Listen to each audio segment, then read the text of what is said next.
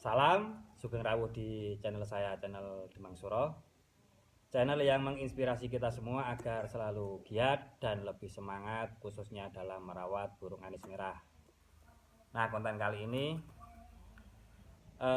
saya buat sengaja untuk yaitu penyemangat dan inspirasi kita semua para penggemar khususnya burung anis merah tentang riwayat atau cerita-cerita suka duka dalam merawat burung anis merah khususnya yang berada di samping saya ini. Berbicara tentang riwayat atau cerita suka dan dukanya merawat burung anis merah yang di samping saya ini, kalau menurut saya pribadi sudah menggambarkan tentang perjalanan bagaimana khususnya saya pribadi itu merawat burung anis merah. Ini bukan berarti saya ingin pamer ataupun istilahnya itu sok pinter apalagi unjuk gigi. Itu enggak, karena gigi saya sudah enggak ada, sudah ompong, enggak perlu dipamerkan.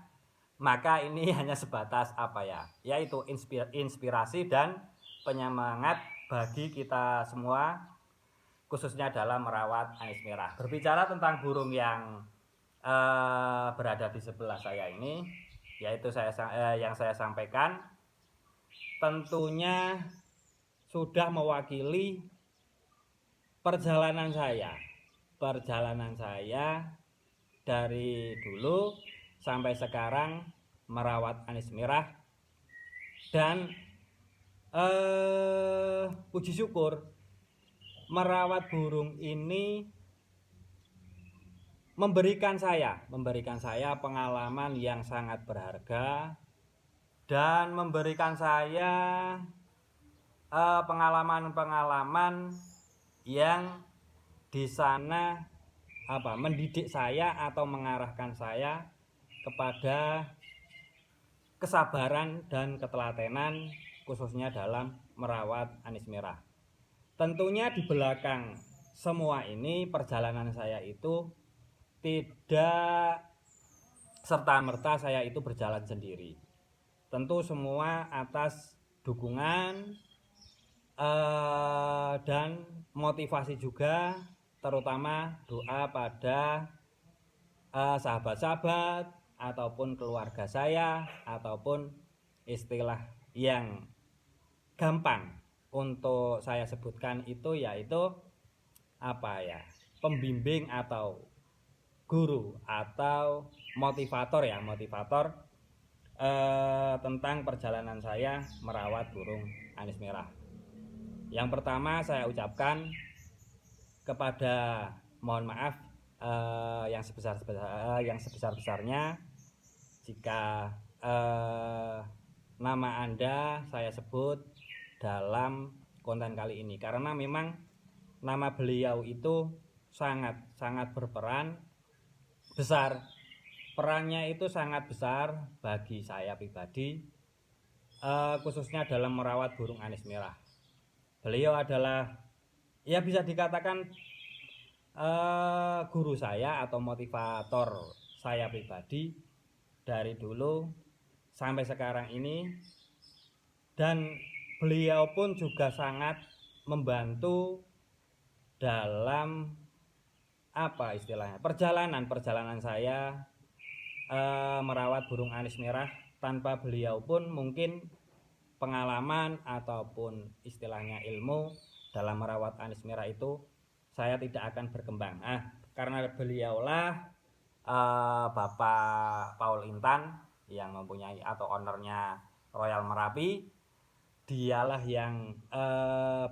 yang istilah bahasa gampangnya itu menggandeng atau menuntun saya dan mengarahkan, memberikan yang sangat terkesan itu beliau bukan hanya membimbing, mengarahkan, menuntun, tetapi memberikan motivasi ketika saya pribadi itu mengalami kendala, kesulitan, berbagai macam kendala, kesulitan apapun yang ada di perawatan anis merah itu, beliau selalu memberikan motivasi yang sangat berarti bagi saya, sehingga saya itu selalu mempunyai semangat untuk merawat khususnya burung alis merah. Nah, beliaulah salah satu orang di balik semua kesabaran dan ketelatenan saya untuk merawat anis merah. Nah, balik lagi ke konten. Burung ini berawal dari pembelian secara online, ataupun itu saya tidak melihat burungnya secara langsung karena memang ya jarak ataupun kesempatan saya pribadi untuk istilahnya itu memantau atau mengadopsi burung-burung itu jarak terlalu jauh, belum memungkinkan saya datang ke lokasi secara langsung. Di sana pun juga ada teman yang selalu membantu, teman berada di Bali sana. Kebetulan burung-burung yang saya adopsi itu kebanyakan atau hampir secara keseluruhan memang dari Bali. Ya ada beberapa yang dari lokal, tapi itu dulunya yang mengadopsi pertama kalinya itu yaitu ownernya Royal Merapi yang dititipkan di tempat saya. Namun kembali lagi ke konten ini ya, riwayat burung ini saya adopsi dari Bali, asal dari Bali. Nah, waktu itu kurang lebih ya di bulan Juli, tepatnya di tanggal 20-an ya, 20-an Juli tahun 2022. Nah, itu saya ditawari temen yang berada di Bali sana itu 3 ekor burung anis merah. Salah satunya burung ini. 3 ekor tersebut burung anis merah dengan usia muda atau lepas trotol lah, gampangannya kita ngomong. Itu 3 ekor itu yang ditawarkan ke saya dari teman saya, itu 3 ekor semua lepas trotol. Yang 1, 2, dan yang ketiganya ini, yang 1 sudah mulai bunyi, yang satunya juga sudah mulai gacor, yang ini itu hanya sesekali atau masih jarang bunyinya. Nah, kebetulan beliaunya itu teman saya yang di Bali itu menawari 3 ekor, tapi beliaunya itu masih ragu menjual kepada saya itu ya burung yang satu ini. Yang satu ini beliaunya itu masih ragu menjual kepada saya karena memang masih jarang bunyi atau baru ngriwik lah ya, seperti itulah, baru ngriwik dulunya. Lah itu lalu ditawarkan ke saya, tapi hanya 2 ekor. Lah kenapa kok tidak 3 ekor sekalian? Ya itu karena memang burung ini waktu itu memang belum bunyi. Nah, lalu 2 ekor terlebih dahulu saya adopsi, sudah sampai tempat saya dan memang benar-benar terbukti bunyi walaupun masih ngeplong-ngeplong biasa karena memang masih muda, lepas trotol.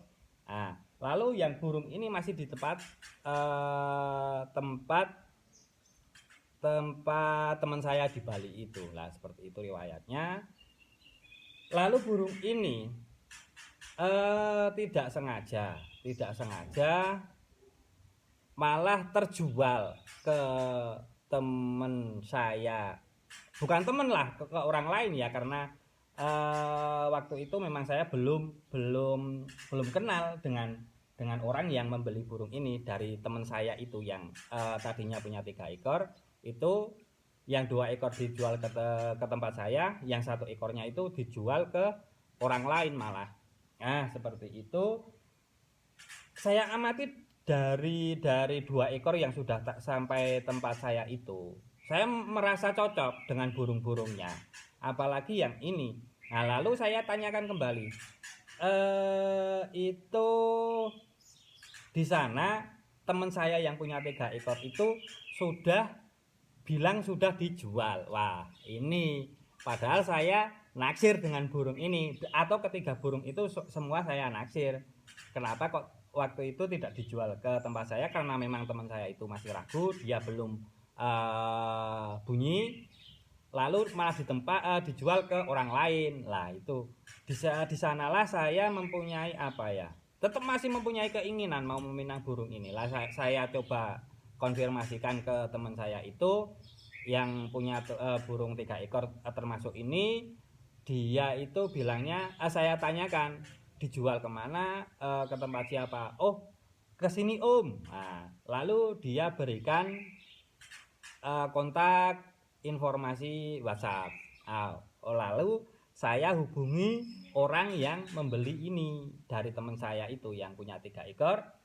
Nah, di sana ternyata itu langsung bunyi di sana setelah dibeli sama orang lain itu di sana langsung bunyi. Tapi bunyinya itu enggak pakai ngeplong, tapi langsung teler, dia langsung teler, malah langsung rajin bunyi di sana. Lah, dan tidak sengaja orang ini saya minta atau saya berharap bisa membeli burung ini karena memang saya suka. Oh, tapi seperti ini ya, seperti ini. Kalau di rumah itu burung ini waktu saya mau adopsi itu memang sangat jelek, sangat jelek telernya itu. Lah, saya sendiri, apa iya burung ini benar-benar burung ini apa iya? Tapi setelah saya cek kondisinya burung atau fisiknya dan dengan mempunyai ciri khusus yaitu ring, oh bener ini burung yang kemarin saya suka, mau saya beli tapi malah dijual ke orang lain, bener ini burung. Tapi dia orang yang membeli dari teman saya itu mintanya sudah sangat mahal, ukuran lepas throttle sangat mahal.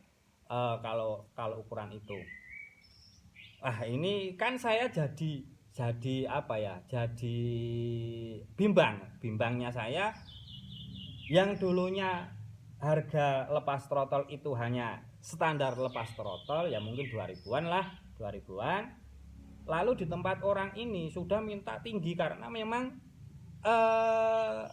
burung ini ternyata sudah setelah diambil dari orangnya itu, ternyata burung ini sama orang yang ambil itu dia langsung dibawa ke gantangan. Lah disitulah ketahuan burung ini padahal di tempat semulanya yang rawat dari trotolan itu belum bunyi sama sekali, hanya ngeriwik-ngeriwik aja. Lalu dibeli sama orang itu enggak mampir rumah, langsung bawa ke gantangan. Karena ada apa enggak saya sendiri kurang tahu ya. Nah, di sanalah burung ini langsung bunyi gacor teler. Lah di situ sudah orang yang beli ini sudah mempunyai pegangan bahwasanya burung ini telernya mungkin pemikiran dia akan burung ini mempunyai prospek yang sangat bagus mungkin menurut si pembeli tersebut. Lah makanya dia itu minta mahal. Waduh, kalau segitu ini hanya sebatas omongan atau obrolan di WhatsApp ya, lewat telepon, lewat chatting seperti itu. Dia memberikan keterangan seperti ini karena harga lepas throttle sekian, karena memang burung ini ternyata sudah dibawa ke lapangan semenjak dia beli itu, langsung bawa ke lapangan dan dia langsung bunyi burung ini. Nah, seperti itu ceritanya atau riwayat burung ini ketika saya negosiasi atau mengadopsi. Nah, setelah itu saya pun juga tidak ada pemikiran negatif atau curiga terhadap orang tersebut, pemilik burung ini. Ya udah saya iakan karena memang saya sangat seneng sama burung ini. Nah udah sampai itu lalu saya minta tolong dengan teman saya yang biasanya membantu saya untuk memantau burung ketika saya mau mengadopsi burung-burung alis merah di Bali sana. Ya udah ketemuan di lapangan, nanti kita negosiasi lagi di lapangan. Ternyata bener di sana memang digantang langsung kerja burung ini, walaupun masih banyak kendala atau kekurangannya. Ya udah sekilas lah saya lihat dari video teman saya yang sering membantu saya itu, ya udah langsung saya iakan saja. Lalu singkat cerita, burung ini saya dapatkan kirim ke tempat saya itu 2020 bulannya tepatnya bulan Juli tahun 2020 bulan Juli tanggal 24 atau 25 ya, sekitar itu 24-25 Juli 2020 sampai tempat saya. Setelah saya transaksi dengan pemiliknya ini, pemilik kedua itu langsung dikirim ke tempat saya, sampai di tempat saya tanggal 24 Juli tahun 2020. Nah, sampai di tempat saya ya emang burung masih muda, lepas total sampai tempat saya itu ada luka sedikit karena perjalanan. Ya udah nggak apa-apa, langsung saya kondisikan, saya gantung. Dia memang enggak langsung bunyi burung ini. Nah, setelah beberapa hari saya kondisikan, saya rawat, itu dia mulai bunyi setelah semingguan atau setengah bulan, ya itu kurang lebih seperti itu. Saya rawat, lalu burung ini mulai bunyi dan bunyi rajin. Itu saya mulai embun, mulai jemur, lalu burung ini terpantau. Saya juga penasaran dengan burung ini, lalu saya cas, saya gantung sendirian, dia bunyi seperti mau teler. Lah setelah dia bunyi rapet mau teler itu saya dekati, saya rekam, ada kok dokumennya di Facebook saya, karena memang langsung saya itu memang senang mendokumentasikan setiap burung di Facebook, entah itu di YouTube, itu saya dokumentasikan. Lalu burung ini memang uniknya seperti ini, yaitu memang benar kalau di rumah itu memang kayak pacul, kayak togor. Lah saya itu mempunyai pemikiran, apa iya burung ini ya. Lah saya kan malah jadi ragu dengan burung ini. Apa iya ya seperti gagang pacul, bener gitu, persis seperti itu, tek tek tek tek tek tek tek. Ya udahlah, nggak apa-apa. Ya memang rezekinya seperti itu. Lah saya pun juga mempunyai kegelisahan tentang burung ini. Lalu saya juga penasaran juga dengan burung ini, kenapa beda sekali ketika saya lihat waktu di sana sama di rumah saya. Karena saya lihat itu hanya sekilas di waktu transaksi itu di lapangan. Lah seperti itu, kok beda sekali. Gaya dia, cara dia bunyi itu beda sekali. Lah udah, saya waktu itu setelah pengondisian sekitar 1 bulanan atau 2 bulanan itu, di tempat saya ada event, walaupun masih sangat kecil, itu saya bawa ke lapangan. Nah di sana waktu dicas itu ya juga masih nabrak, masih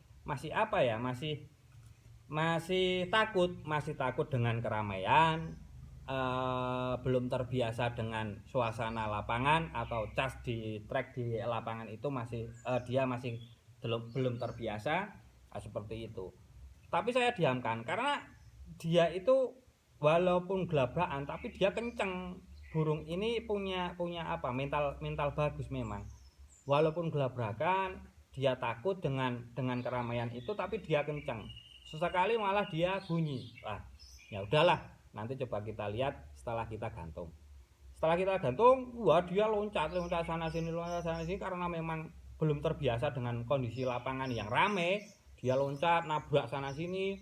Nah, setelah beberapa menit penilaian Anies itu dimulai, setelah beberapa menit dia bunyi tek tek tek langsung telernya itu ya memang benar dengan burung ini memang punya karakter yang sangat unik. Ketika di rumah sama di lapangan memang beda, jauh sangat berbeda. Kalau di rumah dia bahasa bahasa gampangnya itu nyelelek ya, nyelelek seperti itu, nyelelek dia itu hanya sebatas teler semaunya aja, nggak teler.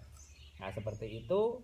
Oh ya udah, berarti benar burung ini memang yang saya yang saya yang saya apa ya, yang saya taksir atau yang saya bidik itu memang benar-benar burung ini. Setelah itu saya rawat dan nggak pernah saya gantang lagi sampai dia itu mabung pertama.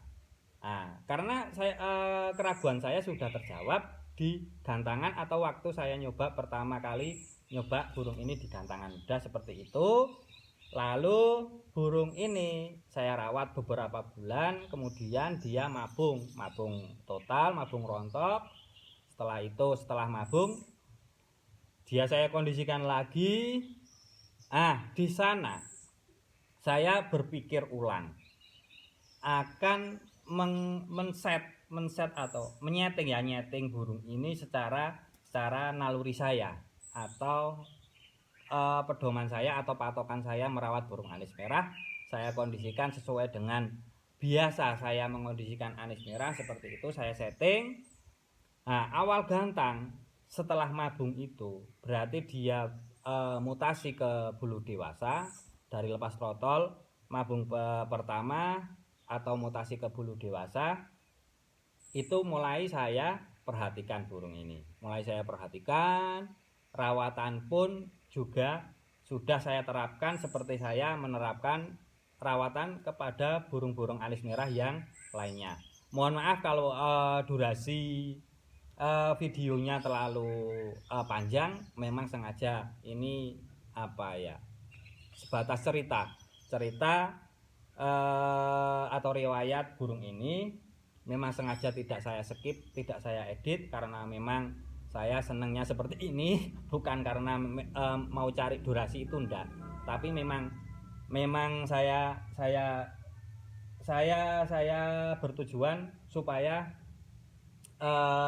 saya pribadi merawat burung ini juga tidak pernah menyekip selama ya ini tahun ketiganya selama 3 tahun saya merawat burung ini juga tidak pernah menyekip atau melewatkan momen-momennya burung ini saya rawat. Nah, makanya ini hanya saya rangkum beberapa menit atau beberapa enggak sampai 1 jam perjalanan saya merawat burung 3 tahun burung ini. Nah, ini saya rangkum khusus untuk jenengan semua. Semoga ada manfaatnya dan menjadi motivasi kita sendiri dalam merawat burung alis merah. Nah, lanjut. Setelah mabung saya kondisikan dengan pola rawatan yang biasa saya terapkan ke anis merah. Bulu saya rasa bulunya udah rapi, udah kering. Dia mulai saya coba lagi. Waktu itu juga di event lokalan, masih di lokalan. Nah, 1 kali coba dia masih sama reaksinya, gelabrakan,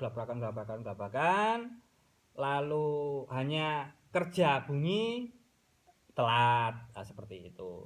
Lalu saya dua kali gantang dalam waktu 1 event itu, 2 kali gantang. Ya, yang keduanya itu mulai enak, walaupun belum maksimal atau belum stabil, mulai enak. Nah, dia punya sertifikatnya atau bahasanya itu punya KTP pertamanya di tahun 2021 ini burung. Kurang lebih di bulan apa ya, Februari atau Maret itu ya, sekitar itulah, Februari atau Maret dia punya KTP-nya, walaupun sebatas latber atau event lokalan seperti itu. Nah, dari situlah saya berpikir keras lagi. Ini burung kenapa ya kok istilahnya itu ya wajar. Perawat itu pasti setiap kali gantang pulang dari gantang kan Pak memikirkan kinerjanya waktu di gantangan itu. Kenapa ya? Belum seperti ini, belum sesuai harapan dan sekian. Lalu saya rubah settingannya yang sudah saya terapkan awal, misalkan A, saya rubah B. Lalu minggu berikutnya saya gantang lagi, seperti itu lagi, masih telat atau masih meletik di tengah atau mau akhiran meletik, seperti itu terus berjalan sampai satu kali mabung lagi, seperti itu dan seperti itu, nggak ada perubahan. Kalau nggak telat setarnya ya meletik di tengah atau di akhiran, seperti itu. Awal-awal gantang ya seperti itu. Dan itu pun juga sangat membutuhkan kesabaran ekstra memang. Karena setiap saya gantang, saya rubah pola rawatan yang saya terapkan itu saya rubah lagi. Karena kita atau saya pribadi berharap burung ini segera maksimal. Nah, disitulah perubahan rawatan yang saya terapkan kepada burung ini untuk mencapai kinerja maksimalnya atau sesuai yang saya harapkan itu selalu saya rubah. Setiap minggunya saya rubah terus. Itu di sana ya seperti itu terus, nggak ada kestabilan dalam dia atau kinerjanya dia itu tidak mencapai kestabilan, seperti itu terus. Ya kalau 2 kali 3 kali gantang itu entah yang pertama itu kerja awal sampai akhir, yang kedua ketiga dia pasti seperti itu ada kendala. Entah itu yang di tengahnya, yang keduanya dia maksimal, yang pertama, yang ketiga dia pasti ada kendalanya. Terus berulang kali seperti itu sampai dia mabung keduanya. Nah, disitulah mabung kedua itu terbentur dengan apa ya? Event itu mulai ditutup, terus nggak ada event sama sekali atau gelaran sama sekali, entah itu latber entah itu latpres. Itu di tahun 2021 kalau nggak salah. Lah gencar-gencarnya itu lah larangan keramaian itu. Nah, dia malah mabung. Padahal waktu itu habis mabung, dia malah mabung karena memang burung ini sudah dirawat, maksudnya dirawat maksimal, settingan lapangan, enggak keluar lapangan. Nah, seperti itulah riwayat perjalanan ketika saya mengadaptasikan atau melatih burung ini ke gantangan. Nah, seperti itu. Ketenggok bahasanya, ketenggok apa kepentok ya, kepentok larangan keramaian itu dia istirahat full lah mulai 2022. Nah, mulai 2022 saya kondisikan ulang lagi, mulai ada event lagi. Dari situlah dia burung ini mulai stabil dengan ketelatenan dan kesabaran. Kuncinya hanya di situ.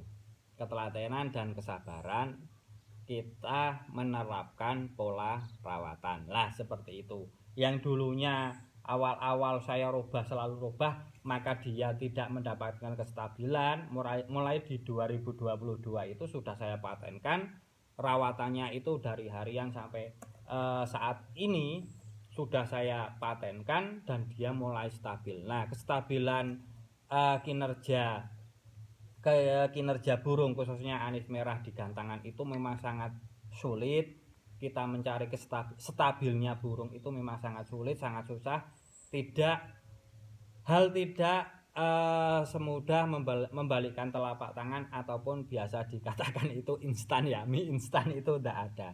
Semua butuh proses, perjuangan, dan ketelatenan kita, kesabaran kita menerapkan atau menganalisa pola rawatan yang akan kita terapkan. Ya mulai kembali lagi di 2022 dia sudah mulai saya patenkan apa istilahnya itu pola rawatannya.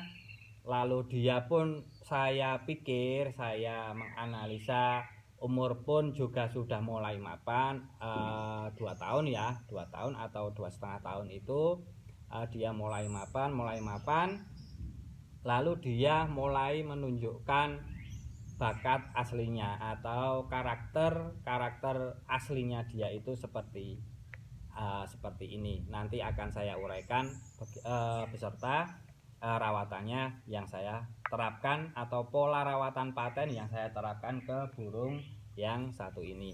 Nah, di tahun 2022 itu dia mulai stabil karena memang konsistennya kita atau saya pribadi merawat burung ini, dia mulai stabil.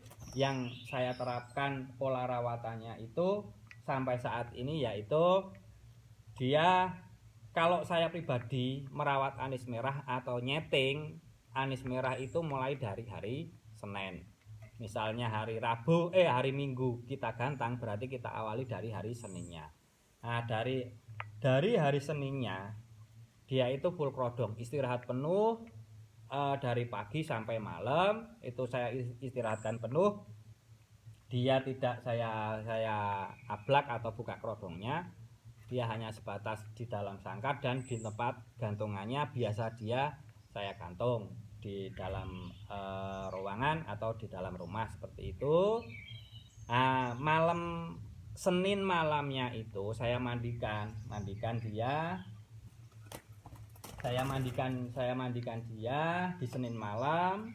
Lalu yang saya berikan itu hanya sebatas ekstra puding buah. Nah, buah kalau enggak buah pepaya ya buah naga seperti itu ya. Kalau Senin pagi sampai malam itu dia istirahat full krodong, mandi malam, terus diberikan buah tanpa jangkrik, tanpa cacing. Karena saya hanya memberikan 2 ekstra puding berupa hewani itu yaitu cacing dan jangkrik. Yang lainnya saya tidak pernah memberikan ke anis merah semua rawatan saya. Nah, seperti itu, hanya sebatas buah di Senin malam. Lalu sehabis mandi dia saya krodong lagi, saya istirahatkan lagi. Selasa pagi sampai malam dia istirahat full tanpa saya buka krodong. Lalu tidak mandi juga, dia istirahat full.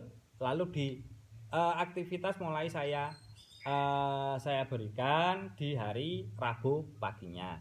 Rabu pagi sekitar ya kalau memang cuaca mendukung, enggak hujan, itu walaupun mendung enggak apa-apa, yang penting tidak hujan, itu saya rutin embunkan dia. Keluar mulai jam 5:30 lah, 5:30. Sekira memang sudah ada cahaya terang di pagi hari itu saya keluarkan 5:30, saya keluarkan burung ini. Lalu sambil saya jemur sampai sekitar jam 8 lah, setengah 8, jam 8. Kalau memang cuaca sangat terik itu dia sudah kena sinar matahari terlalu lama, itu jam 8 saya lorot, saya angin-anginkan.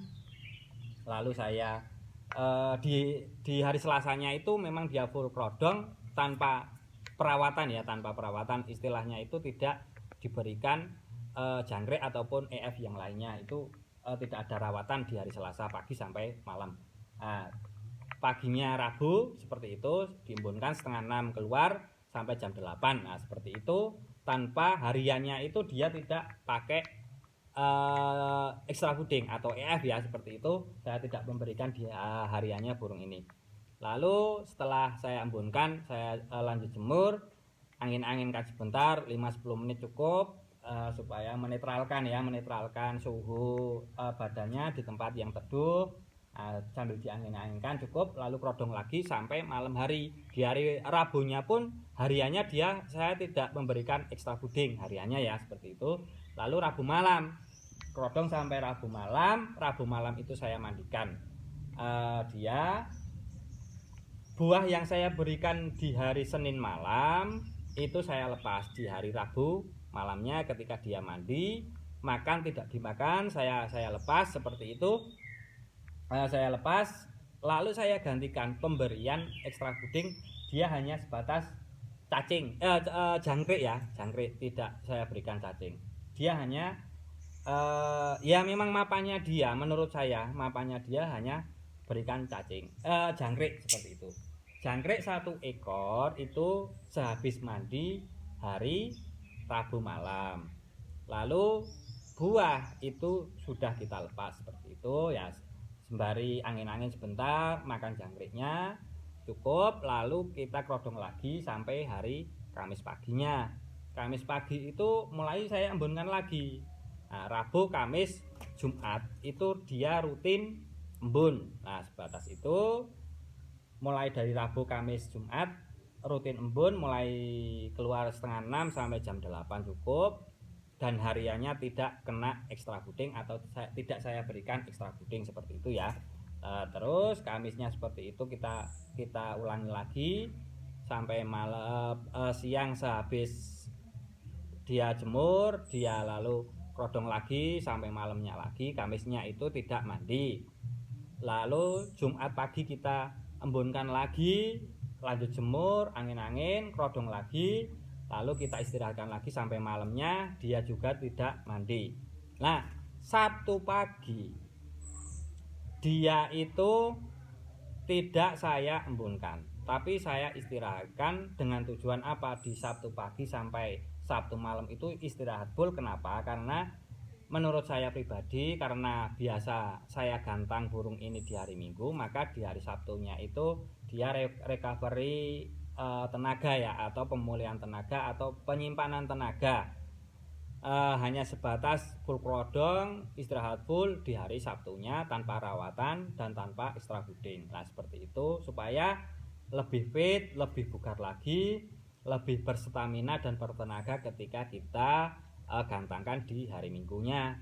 Nah, itu tujuannya, salah satu tujuan dia saya istirahatkan full di hari Sabtu seperti itu. Lalu Sabtu malamnya dia saya mandikan. Sabtu malam saya mandikan, berikan ekstra puding. Jangkrik itu hanya 1 ekor. Setiap hari Rabu malam habis mandi 1 ekor jangkrik. Setiap malam Minggu dia habis mandi itu hanya sebatas 1 ekor jangkrik. Kalau Seninnya habis mandi saya berikan buah. Nah, seperti itu hanya rawatannya, konsisten sampai sekarang. Dari 2022 sampai sekarang ini dia konsisten, rawatan saya terapkan seperti itu, enggak saya rubah sama sekali. Nah, begitu. Ini tentunya di sana pencapaian kestabilan apa burung ini tidak serta merta. Lah, memang penunjang utamanya memang dia itu dari konsistennya kita merawat burung atau patennya merawat burung itu seperti apa. Menurut kita itu yang lebih tepat, yang lebih bagus seperti apa menurut kita, yaitu utamanya di situ. Tapi ada faktor juga yang lainnya. Nah, ini baru kemarin ya, belum lama ya, tahun 2022 itu. Nah, itu beliau Bapak Paul Intan itu memberikan sebuah pelajaran sangat berharga dan pelajaran besar juga kepada saya, bahwasanya di samping konsistennya kita merawat burung, kesabaran dan ketelatenan, ada satu hal lagi yang saya sampaikan kepada jenengan. Ini menurut saya pribadi, lewat didikan atau bimbingan Bapak Paul Intan itu memang sangat berjasa besar bagi saya, khususnya merawat burung alis merah. Nah, dia itu tidak sengaja, atau apa ya bahasanya itu, yaitu tidak sengaja atau secara tidak langsung beliau itu mengarahkan saya bahwasanya di samping kesabaran, ketelatenan, keuletan dan konsistennya kita itu ada satu hal lagi yang perlu kita cermati atau kita resapi, yaitu fokus ya. Disitulah kunci utama juga keberhasilan kita merawat burung alis merah. Ini berbicara tentang entah itu rawatan harian ataupun mempersiapkan burung-burung yang akan dilatih di lapangan seperti itu. Nah, terutama itu juga kunci utama fokus. Beliaunya itu menitipkan di burung di tempat saya itu sangat banyak, hampir ya sekitar 40-50-an ekor lah anis merah. Nah, seperti itu. Nah, di sanalah saya merasa apa ya? Kalau apa? Istilahnya tenaga mungkin bisa disiasati ya. Yang misal yang muda atau yang tidak kondisi itu saya rawat di pagi hari, lalu yang sudah kondisi atau siap dilatih di lapangan itu saya rawat malam hari. Itu saya bagi setiap 2 hari sekali seperti itu selang-seling. Nah, itu mungkin bisa disiasati. Dari 40 ekor atau 50 ekor itu saya sanggup sebenarnya. Tapi kan fokusnya jadi pecah. Ah, mungkin tujuan beliau Bapak Paul itu mengarahkan saya untuk fokus.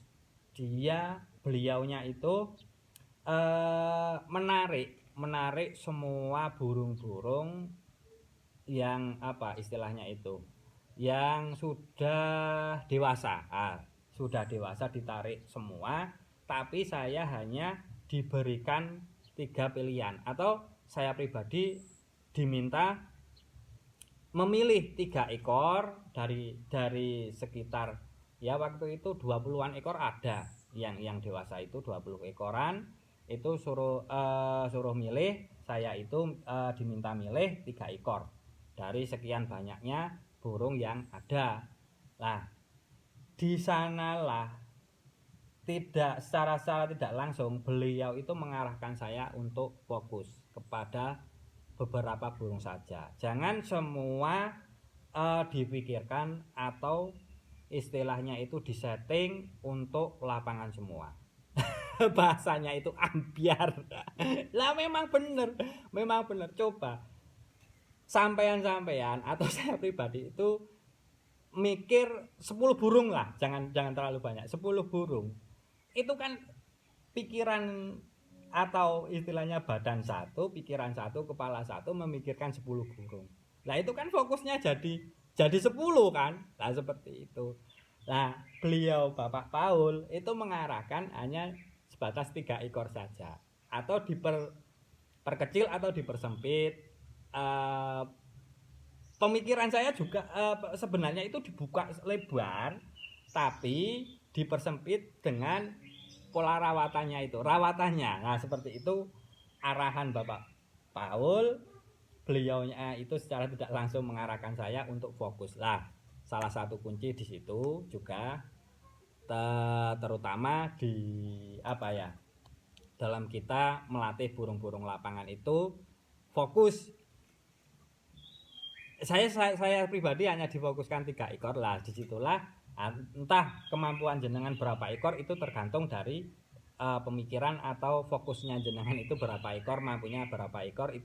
Itu masing-masing perawat tentunya mempunyai daya fokusnya itu berbeda-beda lah. Disitulah mulai memberikan harapan atau menunjukkan bakatnya, kestabilannya di samping pola rawatan yang teratur dan fokus. Nah, seperti itu. Fokus kita dalam merawat burung itu satu, sudah istilahnya satu kita olah di lapangan, sudah jalan, punya pegangan, dia sudah punya istilahnya itu rawatan stabil, rawatan tetapnya, patennya seperti apa, dan kinerja maksimalnya seperti apa. Ya udah, itu terkunci, baru kita beralih memikirkan yang lainnya.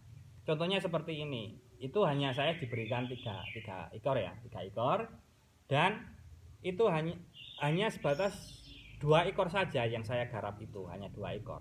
Itu pun juga terpecah. Satu pemikiran, satu badan memikirkan 2 ekor di lapangan itu juga sudah terpecah. Coba ini gampangannya kita mikir, 1 ekor, kita memikirkan 1 burung dengan 2 burung pasti akan terpecah di sana. pasti akan lebih mudah 1 ekor ketimbang 2 ekor lah, seperti itu. Pasti nanti ada yang kalah, salah satunya itu. Fokusnya kita di burung satu atau yang burung yang satunya lagi itu pasti akan terbelah. Nah, disitulah juga pengalaman saya pribadi atau pembelajaran saya pribadi, disitulah mengolah burung. Kalau memang kita mengejar fokus atau stabilnya atau maksimalnya burung, yaitu 1 orang 1 burung. Nah, seperti itu. Kecuali memang sudah paten, kunci dan stabil burungnya seperti ini, olahannya di rumah ataupun di lapangannya, kita bawa rekan, satu rekan atau 2 rekan, atau biasa disebut itu kru ya, kru beberapa orang. Nah, itu bisa mungkin ya. Oh, itu rawatannya seperti ini, kita memberikan rawatan lapangannya ya, sebatas lapangannya seperti ini burung ini, mungkin itu bisa dilaksanakan bebarengan. Tapi kalau secara pribadi atau 1 orang atau gampangannya saya pribadi loh, merawat burung di lapangan atau menyiapkan burung di lapangan itu 1 orang 1 burung itu akan jauh lebih maksimal dan lebih fokus terhadap burung yang kita rawat. Lah, kurang lebih seperti itulah perjalanannya dan riwayatnya burung ini. Memang saya sengaja bagikan kepada Anda semua karena memang sudah disitulah mungkin maksimalnya burung ini, pencapaian burung ini, atau istilahnya itu stabilnya burung ini sudah kami dapatkan dengan proses yang sangat panjang, jerih payah yang sangat luar biasa, cerita di balik semua keberhasilan kita merawat burung dari 0 sampai kita melatih di lapangan. Ini salah satu burung ini sudah mewakili semua burung-burung yang ada atau yang pernah saya rawat. Maka burung inilah ya mungkin yang saya sampaikan detailnya dari awal sampai akhir sampai sekarang ini. Saya merawat di tahun ketiganya, berarti ini di tahun ketiganya, dan ini burung sekarang habis mabung ketiganya, berarti keempat lah, ketiganya di tahun ketiganya burung ini saya rawat lah. Seperti itulah, semoga cerita ataupun riwayat burung ini bisa atau mampu menjadikan inspirasi kita semua agar lebih giat dan lebih semangat lagi, tentunya khususnya dalam merawat burung alis merah. Ayo Dik, ayo, woi, jangan lupa apa? Halo teman-teman, jangan lupa subscribe channel Demang Suro. Ayo cepat bilang seperti itu. Oh, kok izin? Ayo. Oke, nggih. Matur suwun, sembah nuwun untuk waktunya yang sudah mampir ke channel saya, channel Demang Suro. Semoga bermanfaat. Salam untuk Anda semua dimanapun berada, sehat selalu, sukses selalu, tetap giat dan lebih semangat khususnya dalam merawat burung alis merah. Nah, di sini ada beberapa poin yang perlu saya sampaikan, bahwasanya satu poin pertama yaitu jika kita istilahnya itu mau mengadopsi burung atau khususnya burung alis merah, itu gunakanlah hati nurani dan pikiran kita, atau biasa disebut yaitu feeling ya, feeling kita. Feeling kita berkata ya, adopsilah, berkata tidak, jangan dipaksakan, seperti itu. Apalagi ini jangan percaya bahasa atau mulutnya bakul seperti saya ini ya, jangan pernah percaya, karena bakul itu rata-rata seperti saya pribadi ini, saya contohkan, itu pasti pengennya atau istilah bahasanya itu muluk-muluk, promosinya itu A sampai Z. Disitulah supaya dagangannya itu laku. Seperti itu, jangan sampai percaya bakul seperti saya loh, ini saya berbicara saya pribadi seperti itu. gunakan feeling Anda, hati nurani Anda. Ketika bila hati nurani dan feeling Anda ya, adopsilah. Kalau tidak, jangan dipaksakan. Itu poin pertama. Yang kedua yaitu dengan pola rawatan. Pola rawatan, kalau kita mau memberikan, istilahnya mengharapkan burungnya itu stabil, maksimal, dan kinerjanya tidak berubah-ubah, maka konsistenlah jenengan dalam merawat atau menerapkan pola rawatannya itu, jangan dirubah-rubah. Lalu poin ketiganya itu yaitu fokus. Nah, fokus itu salah satu kunci dari kesuksesan Anda dalam merawat burung anis merah. Nah, salam, terima kasih sudah mampir di channel saya. Semoga bermanfaat. Oke, siap. Dadah. Ayo, dadah. Ayo, dadah.